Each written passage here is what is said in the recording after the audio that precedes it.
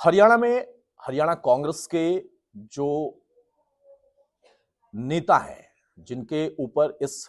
बात की जिम्मेदारी है कि वो अध्यक्ष के तौर पर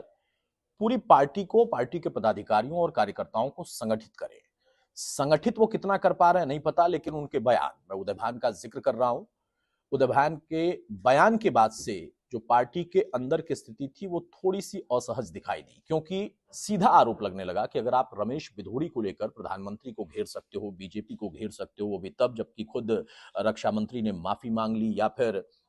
पार्टी की तरफ से उनको कारण बताओ नोटिस भी जारी कर दिया, तो वहां पर आपकी मंशा पर सवाल खड़ा होता है। अगर उदय भान सफाई देने के बाद भी ये कहते हैं और सफाई देते हुए भी उन्हीं शब्दों का इस्तेमाल करते हैं जिनको लेकर कहा जाता है कि सार्वजनिक जीवन में शायद आपको ऐसा शब्द इस्तेमाल नहीं करना चाहिए। गांव देहात में होता है, ये तर्क देकर अगर आप इसको स्टैब्लिश करने की या फिर सही साबित करने की कोशिश करेंगे तो आपका पद, आपका कद, जिसके लिए आपकी जिम्मेदारी और बढ़ जाती है, आप उसके साथ न्याय नहीं कर रहे।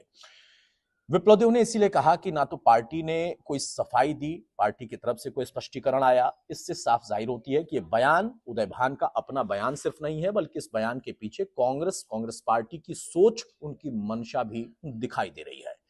अब यहां पर उदय भान अपने बयान पर सफाई देने के बाद भी अगर इसी बात पर अड़े हुए हैं कि मैंने जो कहा वो सही कहा, सच कहा, तो शायद कल को यह मुद्दा बड़ा होगा, क्योंकि ना सिर्फ प्रधानमंत्री के निजी जीवन, बल्कि प्रदेश के मुख्यमंत्री मनोहर लाल खट्टर को लेकर भी उन्होंने व्यक्तिगत टिप्पणी की थी और बाद में खुद हमसे बात करते हुए, तमाम मीडिया कर्मियों से अन्य बात करते हुए वो सफाई जिस अंदाज में देते रहे, जिन शब्दों का बार बार फिर से इस्तेमाल करते रहे, उससे साफ जाहिर होता है कि उनको अपनी बात पर जो उन्होंने कहा कोई खेद नहीं है और ना ही उनको लगता है कि इससे कोई परिणाम, दुष्परिणाम के तौर पर पार्टी के लिए निकलेगा। उनका यह मानना है कि अगर सार्वजनिक जीवन में, गांव देहात में इन शब्दों का इस्तेमाल किया जाता है तो मैंने उसी शब्द का इस्तेमाल किया है, मैंने कुछ गलत नहीं कहा जिसके लिए मुझे सफाई देनी चाहिए। लेकिन बीजेपी फिर इसी पर काउंटर करती हो, चाहे विप्लव देव हो या फिर बीजेपी के तमाम प्रवक्ता, अलग अलग नेता, उन सब ने कहा कि ये पार्टी की मंशा को दिखाता है। अगर दीपेंद्र हुड्डा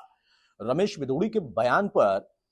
ये कह सकते हैं कि ये शर्मिंदगी वाला बयान है, इसके लिए माफी मांगनी चाहिए, इसके लिए पार्टी को यानी बीजेपी को अपनी तरफ से माफी मांगनी चाहिए, तो शायद दीपेंद्र हुड्डा को अपने पार्टी के पदाधिकारी को भी ये समझाना चाहिए कि आपको एक जिम्मेदार पद पर बिठाया गया है, आपको जिम्मेदारी हमने ये दी है कि आप कार्यकर्ताओं को संगठित करिए, आप कांग्रेस को मजबूत करने के लिए काम करिए, ना कि बयानबाजी में उलझे रहिए। क्योंकि जहां संगठन की मजबूती का जिक्र होता है तो वहां पर सिर्फ और सिर्फ